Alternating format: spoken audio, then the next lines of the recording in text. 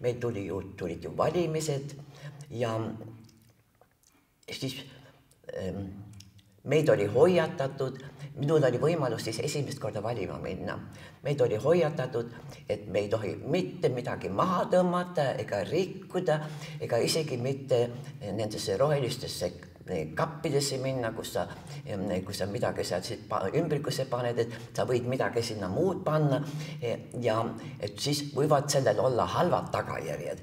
Mis tagajärjed, seda muidugi ei öeldud, nii et mina elasin tol ajal Nõmmel ja me olime Kivimäe rajoonis, ma läksin Kivimäe kooli, läksin sinna valimispunkti ja valimislaua taga pikk laud oli, istusid need funktsionäärid, kes siis materjali jagasid ja kast, kuhu sa võid sisse panna ja laua ees seisid 3-4 niisugused tursked erariides meest, väga ähvardama välimusega. Ja ma läksin sinna ruumi sisse ja mul juba hakkasid jalad värisema.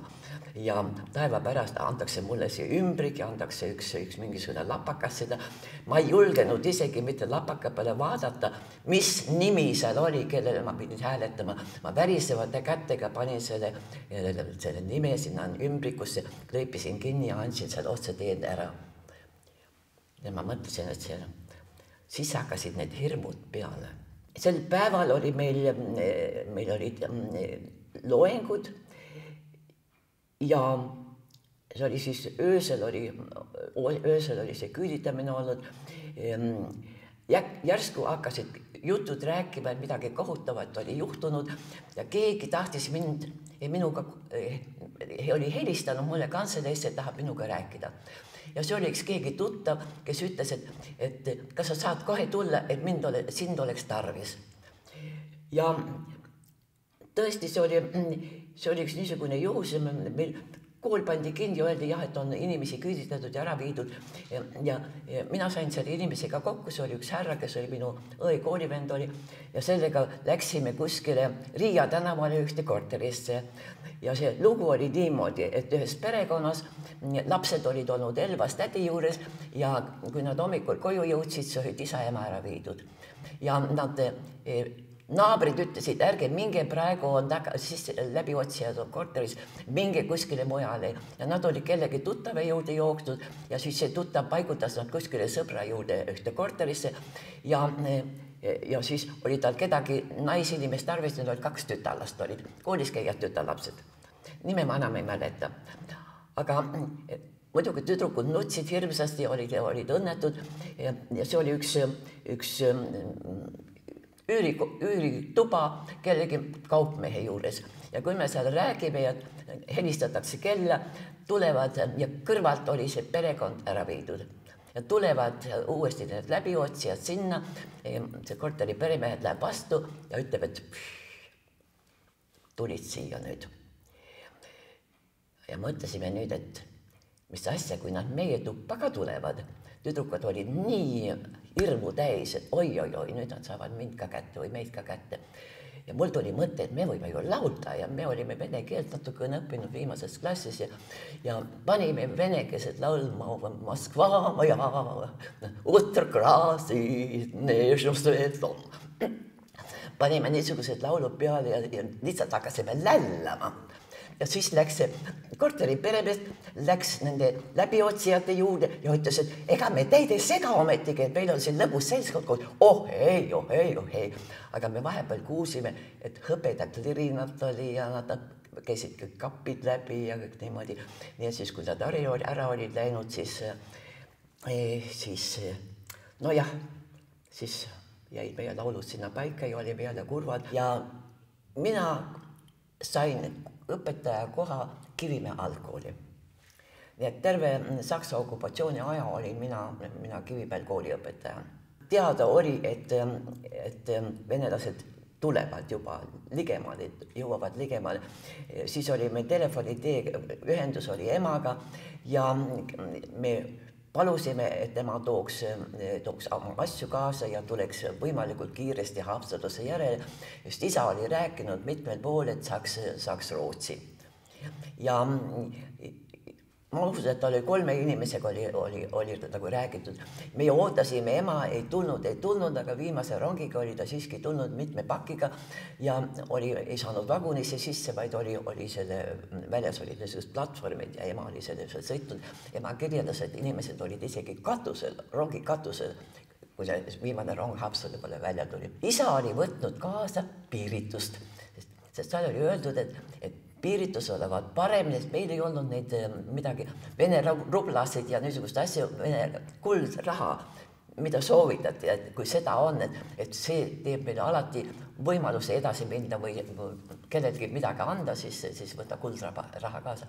Isa oli piiritust ostnud, tema oli kohver piiritusega ja ema oli pannud endale mitu kleiti selga ja võtnud meie lauahõbeda, meie lusikad olid pannud ja siis oli hästi koplakas, 2 mantlit oli ka seljas ja ta oli ise nii kõhne inimene, ütleme, koplakas taab oli.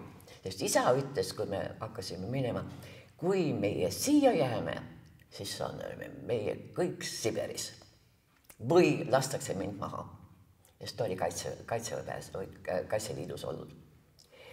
Ja ema ütles, noored lapsed, tütarlapsed peavad kõik sõja eest ära minema, sellepärast, et meie ei tea, mismoodi sõdurid ennast üleval peavad. Ja ilus ilm oli, ilus sügis. Ja siis näed, konvois lähevad, me sõidame rahulikus tempos, eemal lähevad meie ees ja meie taga lähevad laevad. Niisugune karge õhk ja jumalik, vaikne tuule, vaikne sinine meri, jumalik sõit on. Siis antakse häire, alla kõik. Ja muidugi häire läheb üle. Me ei teadnud, milles asi seisis, pärast selgus, et üks morpeedu oli läinud meie ninast mööda. Aga muidugi seda alguses ei öeldu, vaid seda sai pärast nagu, et me saime ikka väga surmasuust, saime pääsesime. Aga väike vähemärkus oli see, et minu vend ja vennanaine olid selle laeva peal, mis põhja läks. Aga nad hüppasid vette ja pääsesid. Nii et see reis ei olnud mitte päris kahjutu või päris riskideta. Ja me jõudsime Kopenhaagenisse või kuidas selle nimi nüüd praegu on. Ja muidugi sellel põgenemine oli nii suur, et need teed olid täielikult ummistunud, aga aeglases tempos seal olid siis autod ja hobusemehed ja jalakäijad läksid nagu suur voor, läksid lääne poole. Kelle kiire oli, see läks maantee kõrvalt mööda seda põldus, sõitis edasi. Jõudsime ligidale ühe sillale ja silda mineeriti just parati punased nagu jupid olid sinna sisse pandud, näed, et õhkitakse. Et ruttu, me laseme kiri selle silla õhku. Ja meie jooksime üle selle silla suure kiiruga ja hiljem käis Karakas ka, et need, kes taha jäid, need ei saanud üldse üle silla, vaid jäid tõesti Venezuoni. Ja mina jooksin ümber nurga vasakule, et seda raudteejaamu otsida ja põrkan kokku ühe saksa mingisuguse mundrist tüdrukuga.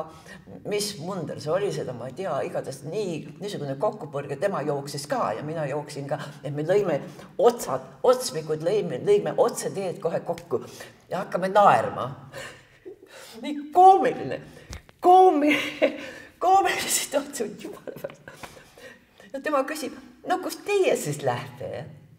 Ma ütlesin, raudteejaama, et pidi ju, et katsume rongiga edasi minna. Ühtegi rongi ei lähe ju enam ja eilasest päevast peale. Aga me oleme ju sadamas. Et laev ootab siin. Sadam. Meie olime tõesti sadamas, ega me ei teadnud, et see sadam oli, sellepärast oli nagu sadamane magasinöörid oli ees. Ja läheme tõesti koos, läheme sinna ja seal seisavad laevad. Ja ühel on trepp seal ja inimesed ronivad peale. Ja me küsime, kas kõike võetakse. Jaa, muidugi, kõike võetakse peale. Ja me kobiseme peale. See Taani oli ju ka okupeeritud olnud.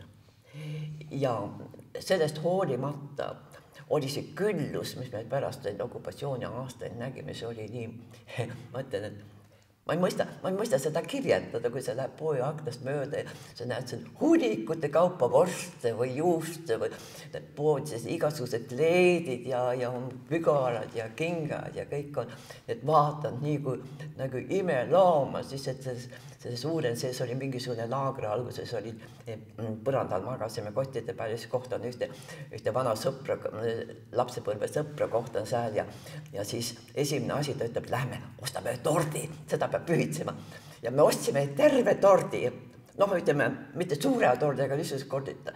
Istusime pardipingi peale ja hakkasime sööma, teeme niimoodi, sina võtad selle poole, mina võtan selle poole ja jäime mõlemad nii haigeks. Aga Taani hakkas neid põgenikke teistesse maadesse saatma ja Argentiina oli üks maa ja Austraalia oli teine maa. Aga sealt hakati salaja Rootsi minema. Teine võimalus oli, et võrdsid endale peigmehed. Poole aasta pärast küsiti siis, et kuidas sest läinud on. Et kas te olete abiellunud ja mina ütlesin, ma ei saa midagi parata, et minu peigmees leidis endale noorema ja ilusama.